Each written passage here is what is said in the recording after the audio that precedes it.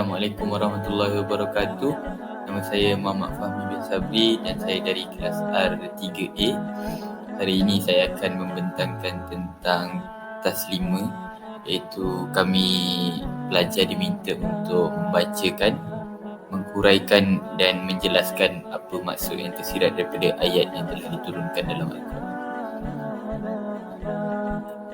Saya dan kelas antara surah yang akan saya bacakan dan kita akan bincangkan bersama ialah 4 surahnya, iaitu Al-Baqarah ayat yang ke-43, surah yang kedua ialah surah An-Nisa ayat yang ketiga, dan surah Al-Mutaffifin ayat pertama hingga ayat yang ketiga, dan surah Al-Isra ayat yang ke-32. Surah yang pertama yang akan saya bacakan ialah surah Al-Baqarah ayat 43. A'udzu billahi minasyaitonir rajim. Wa aqimus salata wa atuz zakata warka'u ma'ar raki'in. Maknanya, dan dirikanlah kamu akan sembahyang dan keluarkanlah zakat dan rukuklah kamu semua secara berjemaah bersama-sama orang yang rukuk. Sebab-sebab diturunkan ayat ini ialah Allah memberikan arahan kepada mereka semua, hendaklah mereka dirikan solat kerana ia adalah amalan yang boleh merapatkan hubungan antara hamba dan Allah, iaitu Tuhan kita. Zakat pula adalah dari perasaan kasihan belas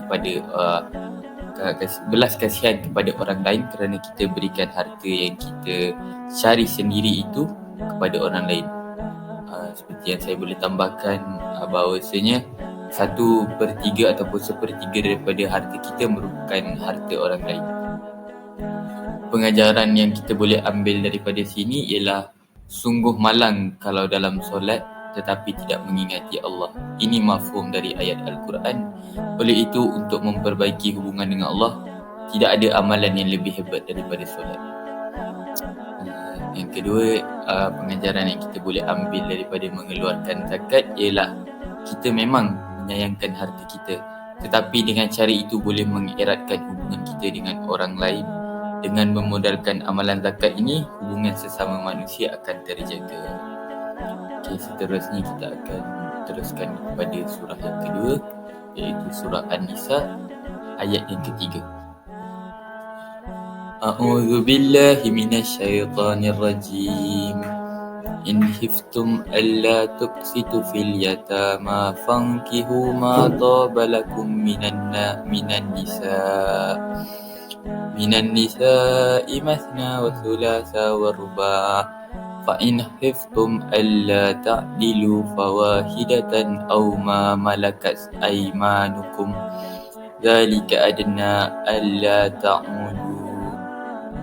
Maknanya, dan jika kamu khawatir tidak akan mampu berlaku adil terhadap hak-hak perempuan yatim bila mana kamu menikahinya, maka nikahilah perempuan lain yang kamu senangi, 2, 3 atau 4. Tetapi jika kamu khawatir tidak akan mampu berlaku adil, maka nikahilah seorang sahaja atau hamba sahaya perempuan yang kamu miliki.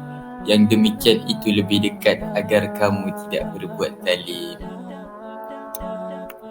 Asbab nuzul ayat daripada surah An-Nisa ini ialah ayat ini turun kerana ianya melarang umat Islam menikahi anak-anak yatim, kecuali kalau kita boleh berlaku adil dalam memberikan mahar dan perlakuan yang seharusnya.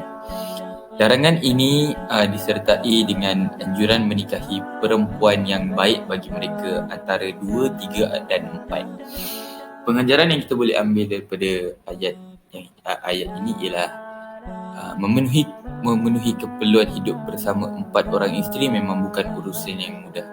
Seorang laki-laki yang memiliki lebih dari 1 isteri tentu memiliki tanggungjawab yang lebih berat daripada laki-laki yang memiliki 1 orang isteri. Tanggungjawab yang besar pun rentan menjadi beban yang memberatkan serta berpotensi memunculkan akal untuk berbuat curang dan tidak adil.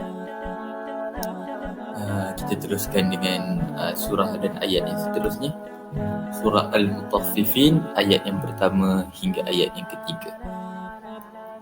A'udzu billahi minasyaitonir rajim. Bismillahirrahmanirrahim.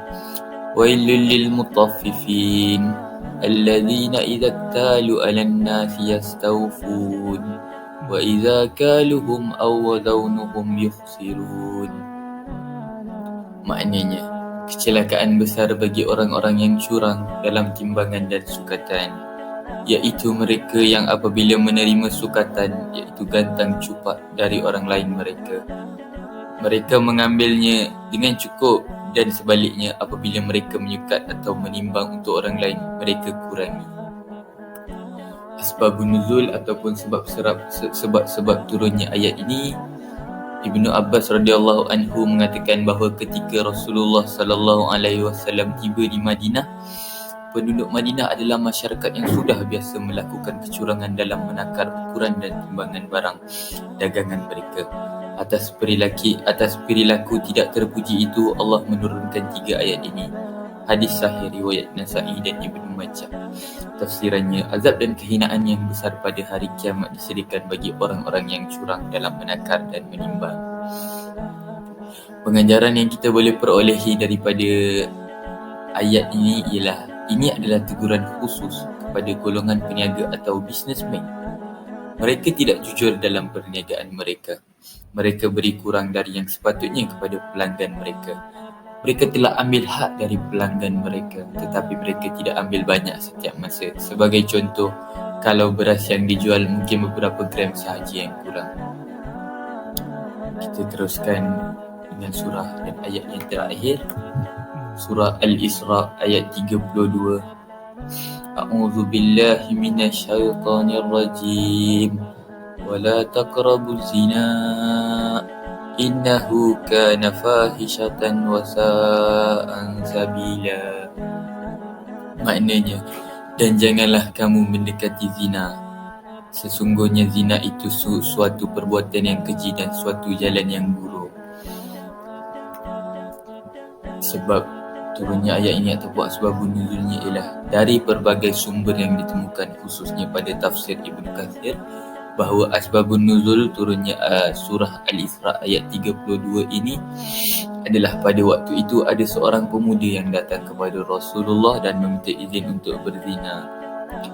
Dengan lantang dan tegas Rasulullah melarangnya, maka kemudian turunlah ayat ini.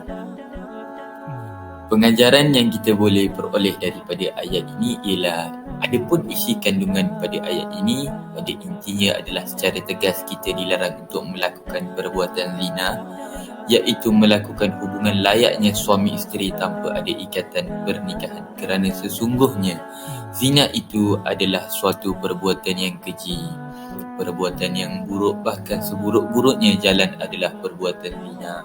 Jika dilihat pada terjemahan ayat tersebut, hanya disebutkan jangan mendekati.